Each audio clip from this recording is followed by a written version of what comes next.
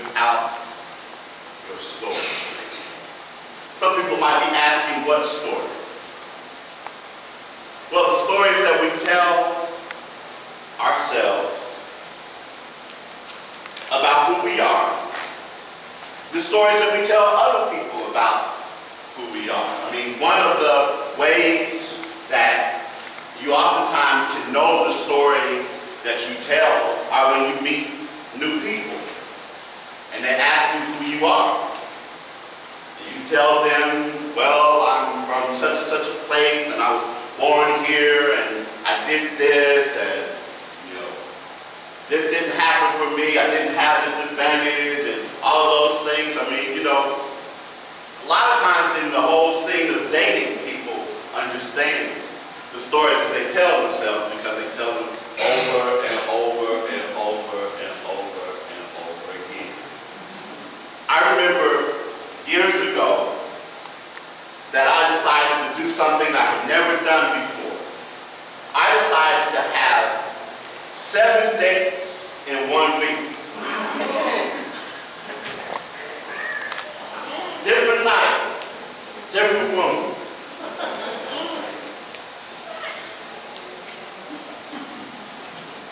Seven different dinners, 7 different conversations.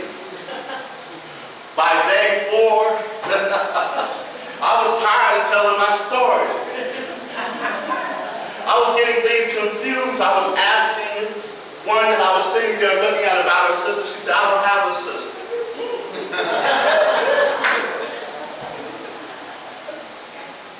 But the stories that we tell, and tell them over and over, are a product of, as we've been talking about this month, how our minds take off and they take over and they constantly chatter and chatter and chatter and chatter and talk and talk and talk. And we so often get confused thinking that our minds are who we are, and we're actually more than our minds. We are the ones who can watch the thinker. And some of you all remember last week that were here something that I asked you to do. Did you remember to do it last week?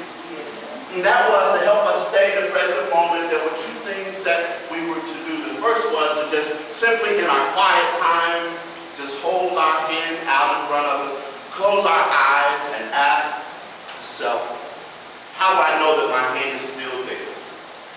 Without moving the hand, without touching it or touching something with the hand, but just letting it stay there, feeling the life force, feeling the spirit, feeling the presence that's in that hand, and allowing us to do that. It stops thoughts, it stops the thinking, and we become the observer, and we allow ourselves to just be.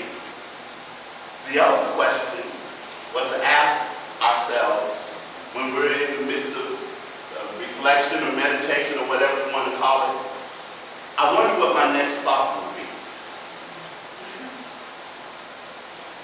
When we do that, we catch ourselves thinking. And what happens then is that we then are not caught up in thinking, but we're observing the thinker.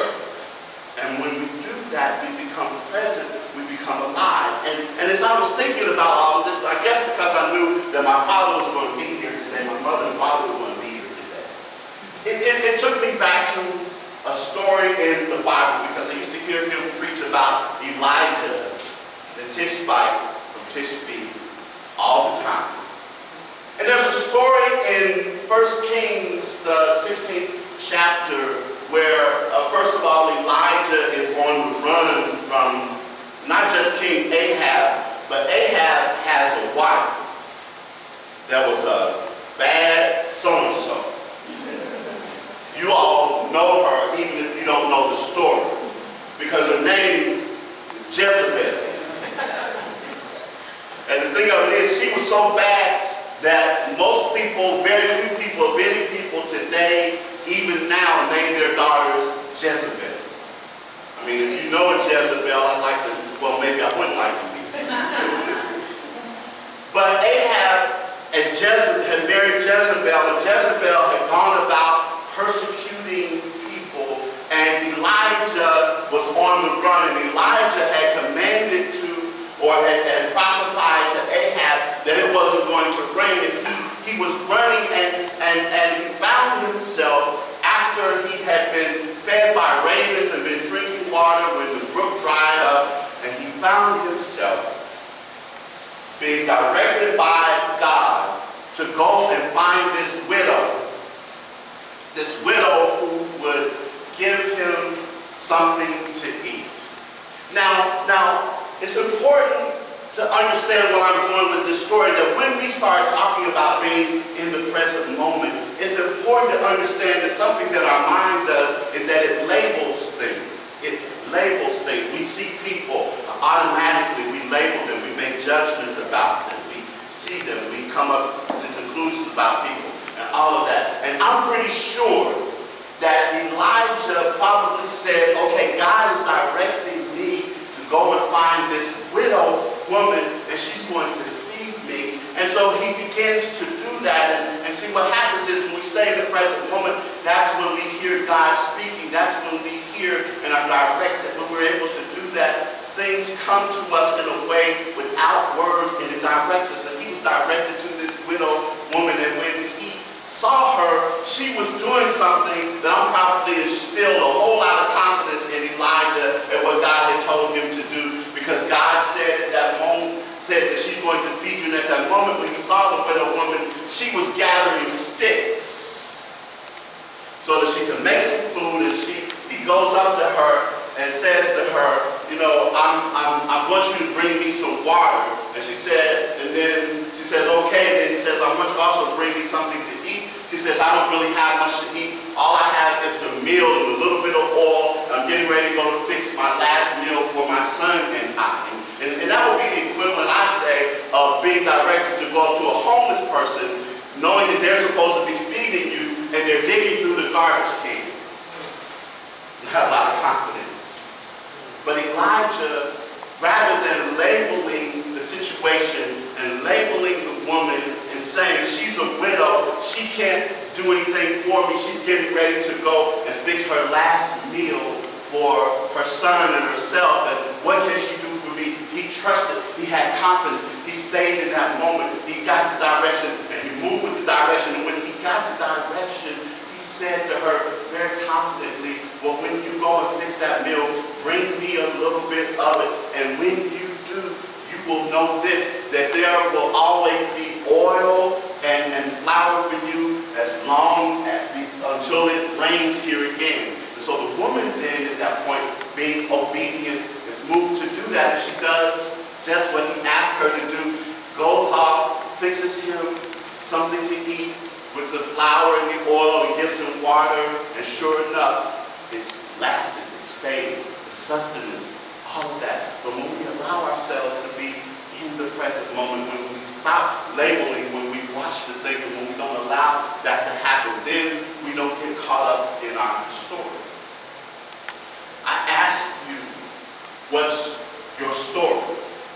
And for some people, it might be I'm not good enough. For some people, it might be that I came from poor situations and circumstances. For some people, it might be I don't know what to do. For some people, it might be I've been abused, I'm downtrodden, all of those things. No matter what your story is, no matter what it is, you can drop your story and be free. I remember somebody posted on Facebook the question, what would you be without your story? People were, and I just simply said, you'd be free. And I don't think that was the response she was looking to get. But then she said, tell me more. And I explained to her, you would be free because when you no longer are tied and attached to your story, you're not acting out of it. And you're free to be there for the moment so that whatever arises, whatever comes your way, you're ready. And you move, live, and have your being in that knowing, in that sense, in God. And when you do, healing takes place. Wholeness takes place.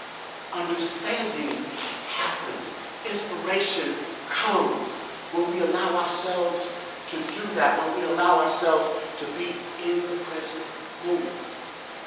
The comedian Cheryl Underwood caused a lot of controversy and everything this week. Some people might be aware of what happened. But she told her story of how she had been one of the women who originally had been talked about as being a part of the Queens of Comedy tour.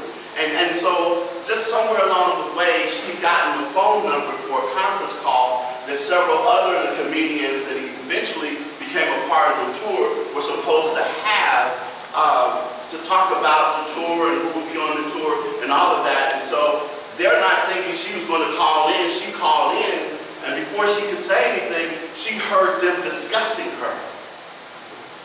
And they were not discussing her in a complimentary manner. They were tearing her down, and they were talking about all kinds of things about her dress, her personality, her performance, all of those things. And they were saying some very terrible, terrible things about her.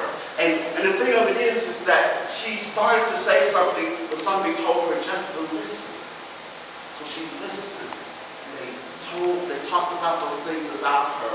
And then she said that after all of that, she had to decide what she was going to do. She had to decide how she was going to proceed after having that happen. And I'd like to believe that she, in the midst of all of that, was able to stay in the present moment. And what she took from that was the things that she heard them say, that she thought about, well, yes, there may be some truth in this, and maybe I need to do this a different way, and maybe I need to understand that about myself. Well, maybe that is how people see me. I didn't know that. And she did all of those things, and all of those things happened. And she went on to have her career. They went on to have their careers. But one of the things that she said that I thought was very, very significant, she said that as I heard what they said about me, I was bruised, but not broken.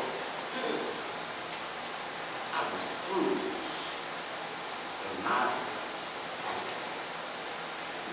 And what I got from her statement was that as life happens, and it will, as life goes on, and it does, and as misfortune, challenge, other things happen to us, we might be bruised. But when we understand the truth of who we are, we can't be broken. We might feel sometimes like we're broken. But ultimately, there is something inside of us, that part of us that speaks. That as we're reminded that water can't wet it, fire can't burn it, wind can't blow it away. It's something so strong, so powerful, so dynamic. It is the power that creates worlds. It is the Spirit of God. It is all that is in you and is in me. And it comes forth when we let go of our story, when we let go of struggle, when we let go of blaming, when we let go of shaming, when we let go of criticism, when we let go of all those things and just allow ourselves to be. Psalms 46:10 reminds us, be still and know that I am God. Let go of the story and be who you are. Again this week, feel the presence. You can expand it beyond your hand and feel in you. When you're in conversation with other people,